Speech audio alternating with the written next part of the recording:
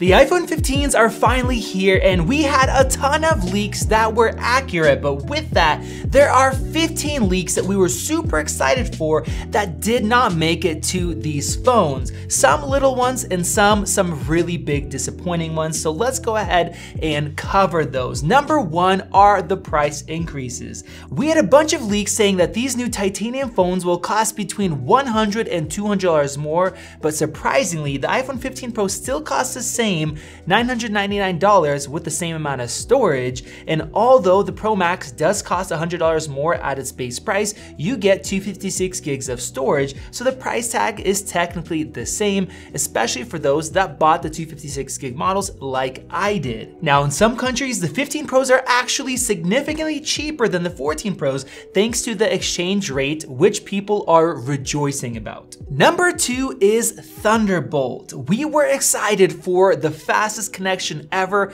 being put into an iPhone, coming from the slowest one, but we have USB Type-C with 10 gigabit per second speeds, not even the fastest USB. So that means that even though it is 20 times faster than the iPhone 15 and the previous iPhones, it is still 4 times slower than Thunderbolt. Now, we had a bunch of rumors about this, so were they just wrong? Well, no, I don't think so. Many times we get rumors more than a year in advance, so people think that it's for the upcoming iPhone, just like they did when the Apple Watch Ultra was leaked years in advance. Apple has to build a Thunderbolt controller into the chip, so I'm guessing that Thunderbolt will likely come with the iPhone 16 Ultra. Now, number three is USB Type-C limitations. We had leaks that you would have to buy a special MFI certified expensive cable from Apple to get faster USB transfer speeds, but thankfully that doesn't look like it's the case. You can use any USB Type-C cable and it will work. And with that, number four has got to do with fast charging. We had leaks that we're gonna get 35 watt fast charging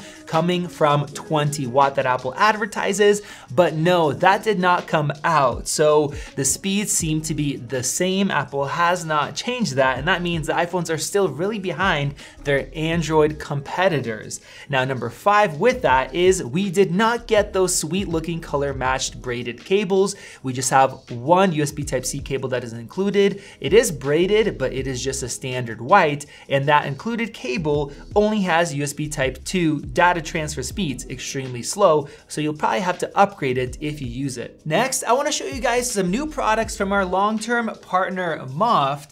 They have their new Movas vegan leather that is eco-friendly but very durable and high quality at the same time. Now, this is Moft's first leather case, and it's actually thinner and lighter than their previous design. The Movas feels really nice. It doesn't leave any fingerprints and it's really durable. And then on the inside, we have this really soft suede-like material. And then the buttons are super nice here. They are very tactile, and they have their Movas updated Snap wallet, which I have loved and used for many years. It's held up pretty dang good, but this one is actually more durable. The magnets are stronger and it can hold your wallets, but it can actually become a stand, which I use all the time, both vertically and horizontally. They also updated their Snap battery pack with that same Movas, and it has a nice, strong connection.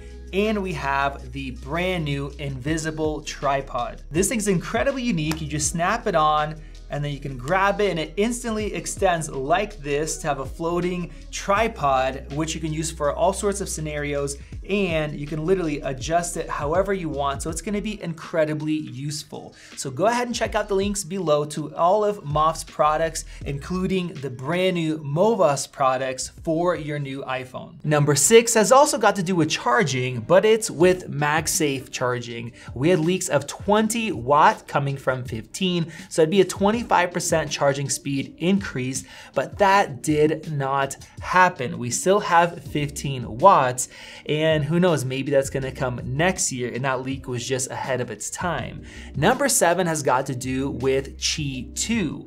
Apple opened up its MagSafe design to the Qi wireless charging standard so that Android phones and other accessories can also use it, and we thought we're gonna get 15 watt MagSafe charging through third party instead of being limited to 7.5, but it seems that even though these phones can attach to Qi 2 magnetic attachments, you are still still gonna get 7.5 watt wireless charging, which is half the speed, and that definitely is a bummer. Number 8 might be the most disappointing of all. We had leaks that the iPhone 15s are gonna have a major battery life boost. We saw bigger capacities as far as the battery size, and we have the A17 chip, which is supposed to be way more efficient on that 3nm design, leading to some huge battery boosts. Unfortunately, the specs that Apple gave out are identical to the iPhone 14s last year. Now, almost every year, battery life gets better, and sometimes significantly so.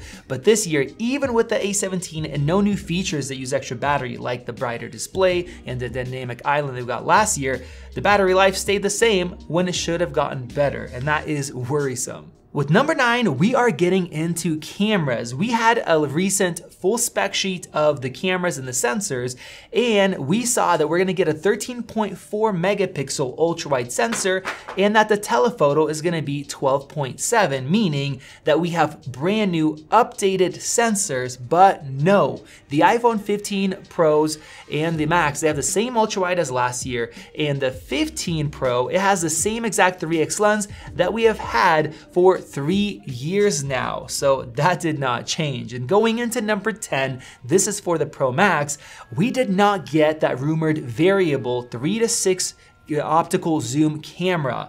Now, this is a major downside because that would have been amazing. And I've used a Sony smartphone that had a variable zoom, and it was so nice because no matter how you zoom, the quality stayed the same.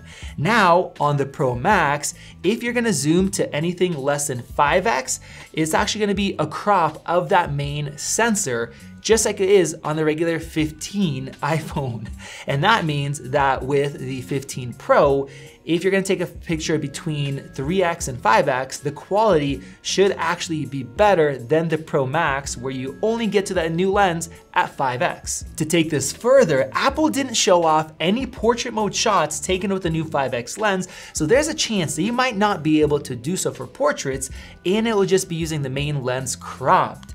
Now, if you can, it will still be hard to do because 120mm is very far away. Even with a 3x, I often had to move backwards to take a picture. And when I was doing wedding photography, I actually bought a lens that was very expensive in this zoom range, and I ended up selling it because I was so far away, I had to yell at the couples that I was taking pictures of. So with that, there's a chance that I might actually go with the regular 15 Pro this year, depending how our real world tests show up. So make sure you guys are subscribed.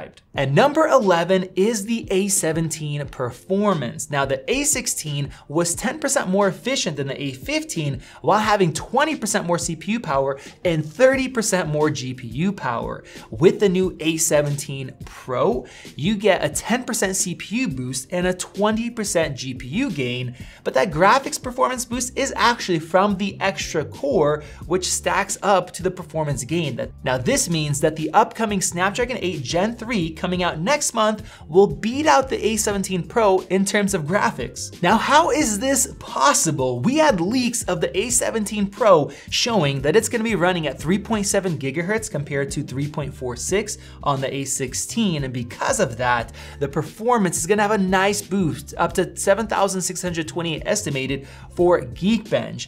And then the same thing for Geekbench Metal Graphics, when we were seeing a 32% increase, 29,425.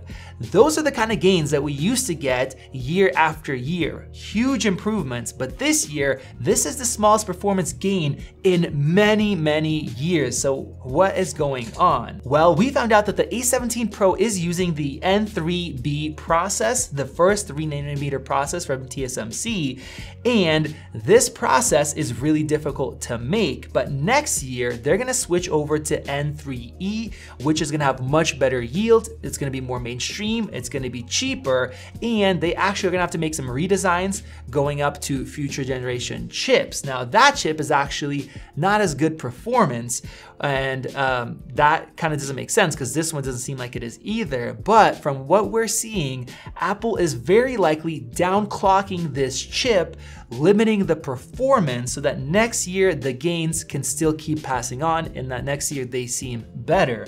So of course, we will see what the clock clock speeds are once we get it, and we will test it out. But that would suck if the performance is supposed to be really good, but they're just capping it artificially. As for number 12, we did not get the 2 terabyte storage option for the Pros. Now, personally, that's not something that I would buy, but since the Pro Max was starting at 256 gig and the chips are available, we thought Apple would offer that, but they are not. Now, thankfully, it does seem like we are getting the 8 gigs of RAM, so that is a benefit.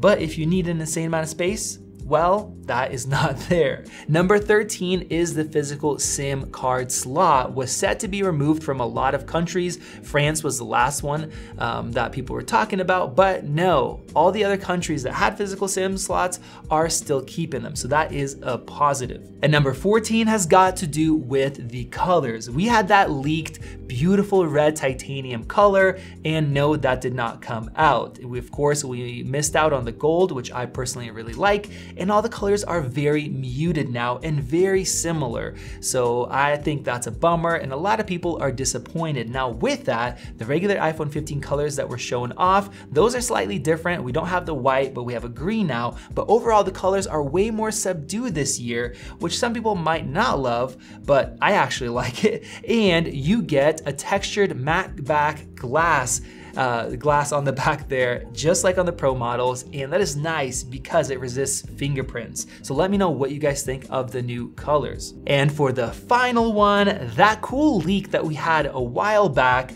about the volume buttons being a single capacitive switch, well, that did not happen. And that was kind of talked about for a while. And along with that, of course, I'll add a few more to this last one. The Ultra did not come out either, which we were looking forward to. It's still called the Pro Max, and I think we kind of know why those things didn't happen. And I think that's because Apple is saving this for the iPhone 16 Pro or 16 Ultra. A lot of these leaks we covered are most likely coming out next year, showing us that that is gonna be a huge upgrade compared to what we got this year. But you let me know your thoughts on the iPhone 15 and 15 Pro and the Max model. Was this a good upgrade or not in your opinion? Click that circle above to subscribe. Check out one of those great videos right over there. This has been Max, and I'll see you in the next one.